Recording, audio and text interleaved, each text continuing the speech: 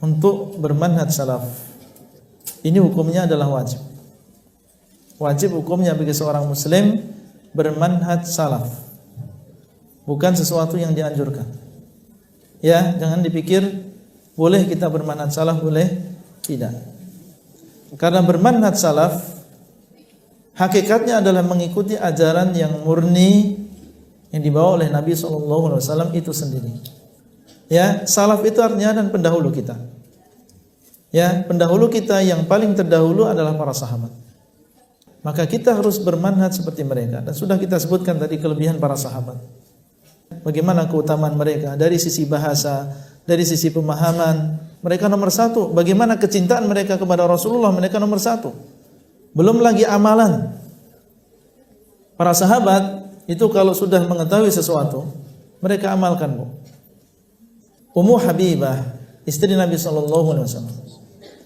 Beliaulah yang meriwayatkan hadis tentang 12 rakaat setiap hari. Yang disebutkan dalam hadis, barang siapa yang melakukan 12 rakaat setiap hari, setiap malamnya, yaitu dinamakan dengan salat rawatib, maka akan dibangunkan rumah di dalam surga. Ini yang meriwayatkan Ummu Habibah, istri Nabi SAW.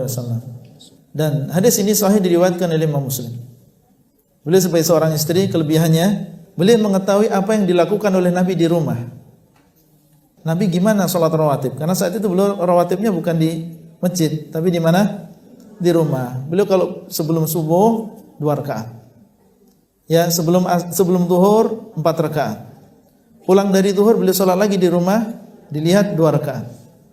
Jadi ngelihat, ini namanya istri yang cerdas. Melihat karena suaminya seorang nabi, maka dia berusaha untuk memperbaiki dirinya menjadi orang yang pertama kali dapat faedah. Dilihat, bukan hanya nunggu begitu saja.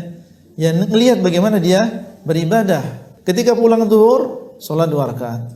Ketika setelah maghrib, sholat 2 rakaat. Setelah sholat isya, dia sholat 2 rakaat. Dihitung 12 rakaat. Dan Nabi SAW mengatakan dalam hadis, barang siapa yang sholat sehari semalam 12 rakaat, dia akan dibangunkan rumah di dalam surga. Apa kata Ummu Habibah?